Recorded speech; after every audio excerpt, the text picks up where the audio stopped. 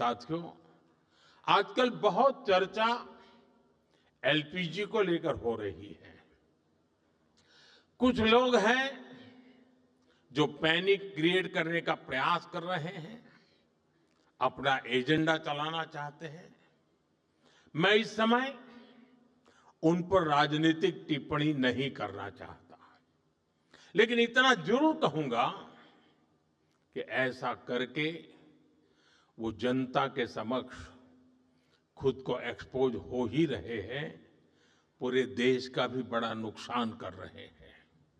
साथियों, आज युद्ध से जो ये वैश्विक संकट आया है, उसके प्रभाव से कोई देश अछूता नहीं है। कम अधिक मात्रा में हर कोई इस संकट के शिकार है। भारत भी इस संकट से निपटने के लिए कोई कसर बाकी नहीं छोड़ रही है और हम अलग अलग स्तरों पर प्रयास कर रहे हैं। बीते दिनों दुनिया के कई देशों के शीर्ष नेताओं से मेरी इसको लेकर बातचीत हुई है। सप्लाई चेन में जो बाधाएं आई हैं, उससे हम कैसे पार पाए, इसके लिए भी निरंतर प्रयास चल रहे हैं। साथियों, भारत के तेज विकास के लिए अलग अलग एनर्जी सोर्सेज को बढ़ावा देना निरंतर जरूरी रहा है और इसको मजबूत करने के लिए हमने 2 स्तरों पर एक साथ काम किया है। पहला, देश में एनर्जी एक्सेस बढ़े, हमने इंफ्रास्ट्रक्चर तैयार किया और दूसरा, एनर्जी के लिए हमें सिर्फ विदेशों पर निर्भर ना रहना पड़े, इसके लिए एनर्जी सेक्टर में आत्मनिर्भरता पर बल दिया।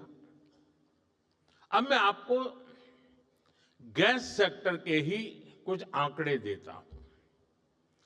साल 2014 तक देश में सिर्फ 14 करोड़ एलपीजी कनेक्शन थे,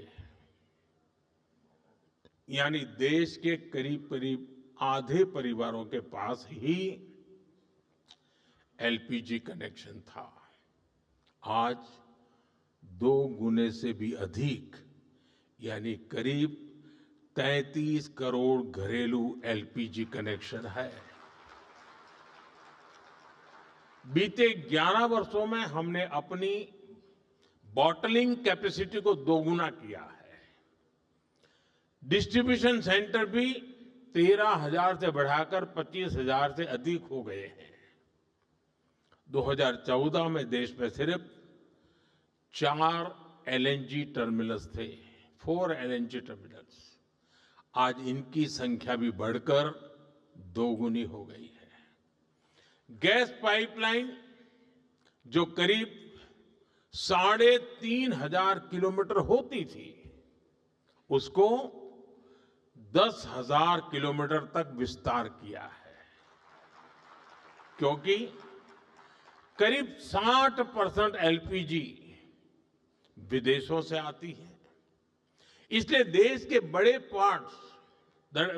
बड़े बड़े पोर्ट्स, वहां पर इंपोर्ट टर्मिनल कैपेसिटी भी बहुत बढ़ाई गई है। साथियों, साल 2014 से पहले तक देश में सिर्फ 25-26 लाख घरों में ही पाइप से सस्ती गैस यानी पीएनजी की सुविधा थी।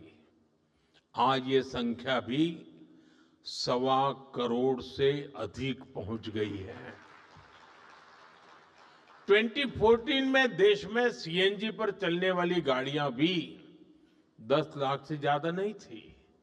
आज ये संख्या 70 लाख से अधिक है और ये तभी संभव हो पा रहा है क्योंकि बीते दशक में देश के 600 से अधिक जिलों में सिटी गैस डिस्ट्रीब्यूशन नेटवर्क स्थापित किए गए हैं।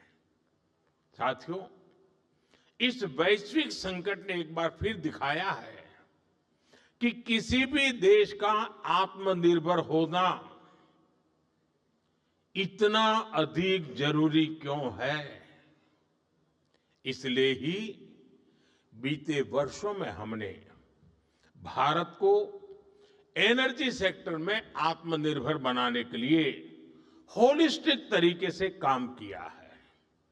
साथियों, पेट्रोलियम पर निर्भरता को कम करने के लिए हमने इथेनॉल पर, बायोफ्यूल पर बल दिया।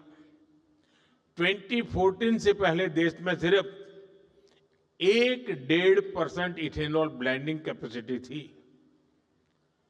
आज हम पेट्रोल में 20% इथेनॉल ब्लेंडिंग के करीब पहुंच रहे हैं।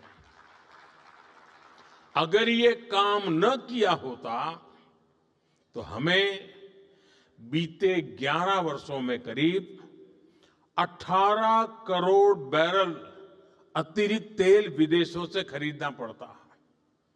आज की स्थिति देखें तो इथेनॉल के कारण हमें प्रतिवर्ष करीब 4.5 करोड़ बैरल कम ऑयल इंपोर्ट करना पड़ रहा है।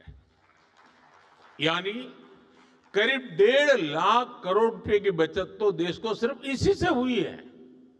साथियों, भारत में पेट्रोलियम का बहुत बड़ा कंज्यूमर हमारी रेलवे भी है।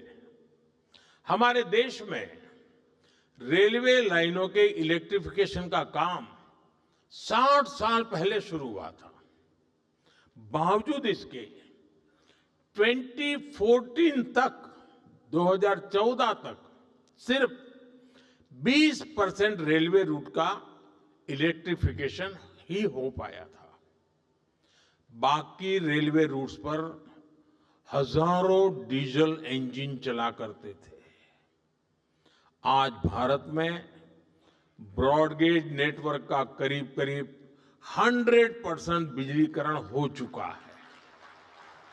इससे साल 2024-25 में ही भारतीय रेलवे ने करीब 180 करोड़ लीटर डीजल की बचत की है।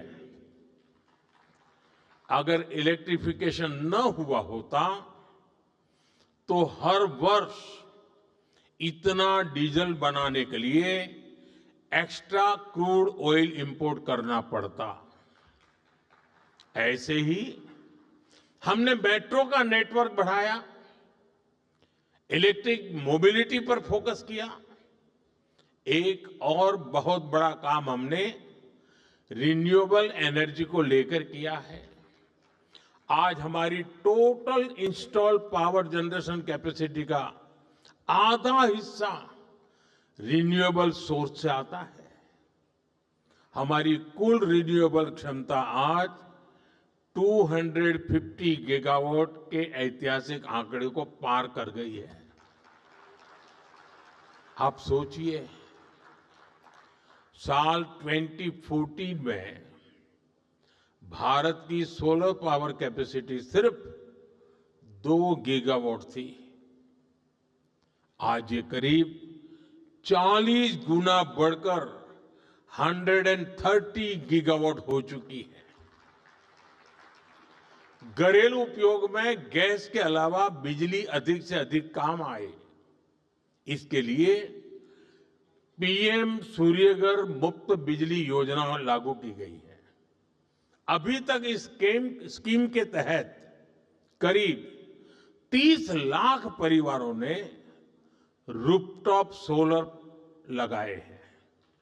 साथियों, इसके अलावा हमने गोवर्धन स्कीम पर भी काम किया। इसके तहत कॉम्प्रेस्ड बायोगैस बनाने पर काम किया गया। अभी तक देश में 100 से अधिक प्लांट चालू हो चुके हैं और 600 से ज्यादा पर काम चल रहा है। साथियों, पेट्रोल डीजल के क्षेत्र में हमने कैपेसिटी बिल्डिंग की दिशा में भी व्यापक प्रयास किया है। 2014 से पहले भारत के पास स्ट्रेटेजिक पेट्रोलियम रिजर्व यानी संकट के समय कच्चा तेल स्टोर करने की कैपेसिटी ना के बराबर थी। आज हमारे पास 50 लाख टन से अधिक का स्ट्रैटेजिक पेट्रोलियम रिजर्व है और इससे भी अधिक कैपेसिटी पर काम चल रहा है। बीते दशक में अपनी रिफाइनिंग कैपेसिटी में भी हमने सालाना 40 मिलियन टन से अधिक की वृद्धि की है। तभी भारत आज दुनिया के सबसे बड़े रिफाइनिंग हब्स में से एक बन चुका है। यानी आप अंदाजा लगा सकते हैं कि हम भारत को आत्मनिर्भर बनाने के लिए कितने बड़े पैमाने पर और कितनी बड़ी दिशाओं में काम कर रहे हैं। ये युद्ध की वजह से जो संकट बना है उसका मुकाबला भी हम जरूर कर पाएंगे। मेरा 140 करोड़ देशवासियों पर पूरा भरोसा है। जैसे एक साथ संगठित होकर कोविड के संकट से हमने देश को बाहर निकाला था, उसी प्रकार हम इस वैश्विक संकट को भी पार कर लेंगे। और मैं फिर दोहराऊंगा, जहां तक सरकार का प्रश्न है, हम किसी भी प्रकार के प्रयत्न या प्रयास में कोई कमी नहीं आने देंगे। हमारे हर निर्णय में जनता का हित सर्वोपरि रहेगा। साथियों, यूक्रेन युद्ध से लेकर आज तक हमने देखा है कि कैसे इसका प्रभाव वैश्विक मार्केट से लेकर दुनिया के नागरिकों पर पड़ता रहा है। लेकिन भारत सरकार का हमेशा से हर संभव प्रयास रहा है कि युद्ध से बनी परिस्थितियों का बोझ भारत के नागरिकों पर न पड़े।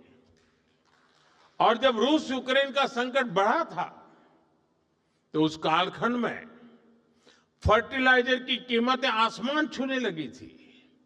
इसके बावजूद यूरिया की जो बोरी अंतर्राष्ट्रीय बाजार में 3,000 रुपये में मिल रही थी, वो हमने अपने किसानों को सिर्फ 300 रुपये में दी थी। दुनिया में 3,000 रुपया चलता था, हमारे देश में 300 रुपये में दिया जाता था। इस बार भी हमारा हर संभव प्रयास होगा कि देश के किसान, देश के नागरिकों के जीवन पर युद्ध का कम से कम प्रभाव पड़े। साथियों, आज के इस अहम समय में, आज इस मंच से मैं राज्य सरकारों से भी एक अनुरोध है। ये जरूरी है कि कालाबाजारी न हो, अफवाहें न फैले। इसलिए स्थिति की गंभीरता से मॉनिटरिंग आवश्यक है। जो कालाबाजारी कर रहे हो, उनके खिलाफ बड़े एक्शन भी होने चाहिए।